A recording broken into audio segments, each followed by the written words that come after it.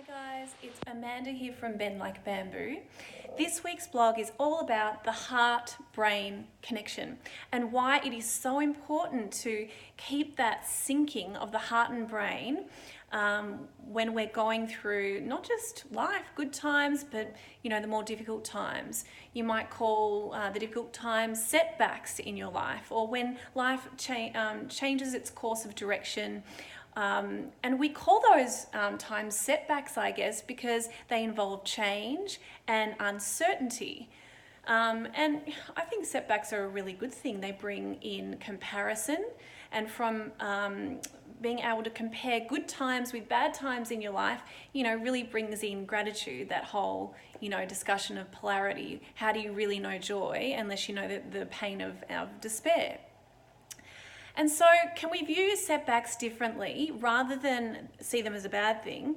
Can you see them just as a change in path? And maybe that path has lined up in front of you and it feels new and it feels unfamiliar, but maybe that path has come to you, and because it is the new course of direction that you must take in order for you to become the person that you need to be to get what you want. Whole different take on setbacks. And so to get through those times and to be calm enough and open enough to be able to do that in times of change and uncertainty, we need to feel connected. And the heart and brain really needs to remain connected, especially during those difficult times. But really, your heart and brain are connected when you're in the present moment, when you feel like you've dropped out of your head and you're literally in your heart. And it's open. But when we're in fear, we close our hearts, we go into protection, and we react from, primitively out of fear. And so if we can learn how to lean into uncertainty more and more and more, this requires flexibility, which is what Bend Like Bamboo is all about.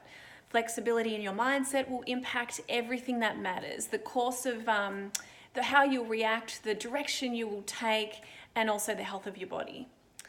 So if setbacks are perhaps just a new direction, getting you ready to be the person that you need to become to get what it is that you want, can you lean into the change and unfamiliar pathways with a fresh set of eyes, maybe even with a bit of excitement? Now, to do that, you've got to reconnect in your heart. So a really good exercise, I wanted to take you guys through a meditation today. So close your eyes and really just imagine, you're dropping out of your head and the energy all in your head. You're now just imagining it becomes a big ball all together, that stress, and you just literally drop out of your head and let it just anchor into your heart. All of your thoughts, all of your worries, let your heart take care of it all, and let all that excess energy in your head drop out and just drop into your heart.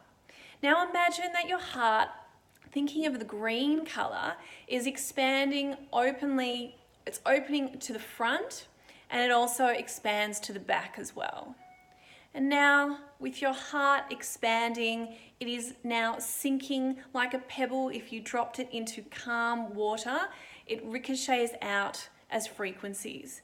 And this is now coming back up into your head, and the heart and brain just start to sync. It is from this place you will be more in the moment. You will be able to create new thoughts, new inner dialogue, a new language for yourself, and new actions. And you will be able to respond in a calm way. And this will open up problem solving for you. You'll tap into your inner guidance, and this is where the magic lives, just saying. So jump on this week's blog, and I have outlined some tips for heart-brain connection, and I discuss why it's so important when you are wanting to transform anything in your life. Thanks guys, bye.